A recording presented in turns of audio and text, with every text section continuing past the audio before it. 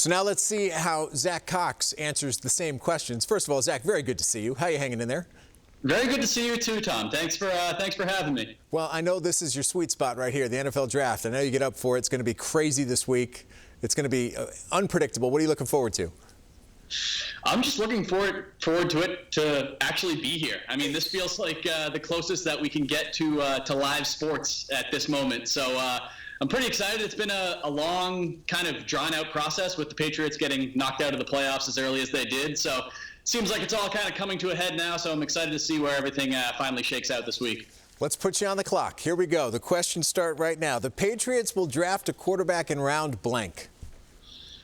Round 3. I would say if I'm going to waffle a little bit, I would say round 3 or 4. But I think late round 3 is going to be their sweet spot for a quarterback here. I don't see them going quarterback in the first round, as a lot of people have kind of speculated about. I think it's going to be a little bit later on in the draft. So obviously quarterback in your mind, not the biggest need on this team. What is the biggest need on the offensive side of the ball for the Patriots? I think it's clear that it's tight end. Tight end was probably one of their biggest needs last offseason. They didn't really do much to address it then. Haven't done anything to address it so far this offseason. They've actually gotten worse at the position because Ben Watson retired. They're only left with Matt LaCosse and Ryan Izzo there. Definitely not enough to go into a season with the depth chart looking like that. So that's their absolute number one need on their entire roster, I would say. I should let you know that you and Doug both gave the exact same answers to both the first 2 questions, so congratulations. Hey, great minds think alike. Question 3. Any players in your mind the Patriots should specifically target on offense?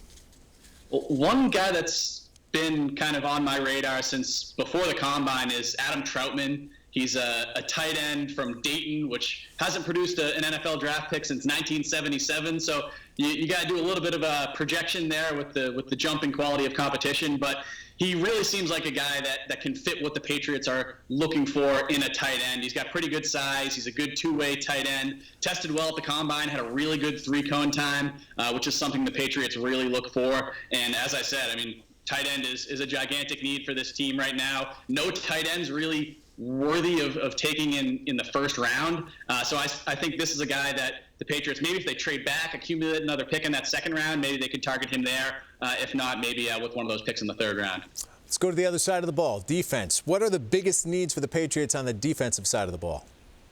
I think Doug and I are going to be in lockstep with this one, too. It's linebacker. They at least have a little bit of they're not nearly as bad off at linebacker as they are at tight end, because they still do have Dante Hightower there. They do have Jawan Bentley. They've got John Simon and Chase Winovich on the edges. But behind that, there's really not much depth there. I think that I could very easily see them addressing that position, especially off the ball inside linebacker, with that 23rd overall pick if they do keep it, because especially with Dante Hightower getting up there in age, there's really not much depth and not much foundation at that spot. So that's definitely something that I can see them addressing, and I think they should address. Crazy to think how much they need in that linebacker spot. All the boogeymen from last year, many of them are gone. Incredible. Yeah. Any position you think the Patriots are going to select multiple players? I wouldn't be surprised if both of the positions that I just mentioned fall into that category. I wouldn't be surprised if they did something like they did back in 2010 with Rob Gronkowski and Aaron Hernandez and double up on that tight end spot. And they love drafting linebackers. I actually went through it for a story that I wrote this week. They've drafted 23 linebackers during Bill Belichick's tenure. That's the most of any position. And 13 of those have come in the 6th and 7th round. That's where they really love to kind of scoop up some special teams guys, some depth guys. So I wouldn't be surprised if they doubled up at either of those positions. And then just wide receiver, because the draft is just so deep at that position this year. And they could basically kind of choose not to address it until even the 3rd or 4th round and still end up with 2 quality players at that position. So I think you should be on the lookout for all 3 of those spots. Zack, these last 2 questions give you the opportunity to show off all the work you've been putting in over the last couple of months. Players Patriots should target in the late rounds. Who are they?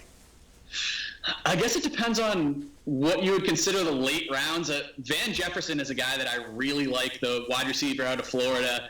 Sean Jefferson's son. Some people are projecting him as maybe even a 3rd or 2nd round pick, so that definitely doesn't qualify as late rounds. But he just had surgery. He didn't participate in the Combine. With how wary teams are going to be about those kind of players this year, I could see him as a player who maybe slips back into middle of day 3, and if he does, I think he would absolutely be a great pickup for the Patriots. He's one of the best route runners in this class.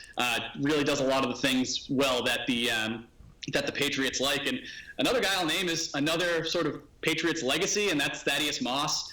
He's a guy that really burst, I don't want to say burst on the scene, but really kind of became nationally prominent in the national championship games. He had a really good game for LSU, but he's definitely not an early round type tight end, especially after dealt with some injuries, didn't work out at the scouting combine. I think he's a guy that could be available even in the 6th or maybe even 7th round. And if the Patriots do go that double up tight end strategy, then I think he could be a good second guy to get in there.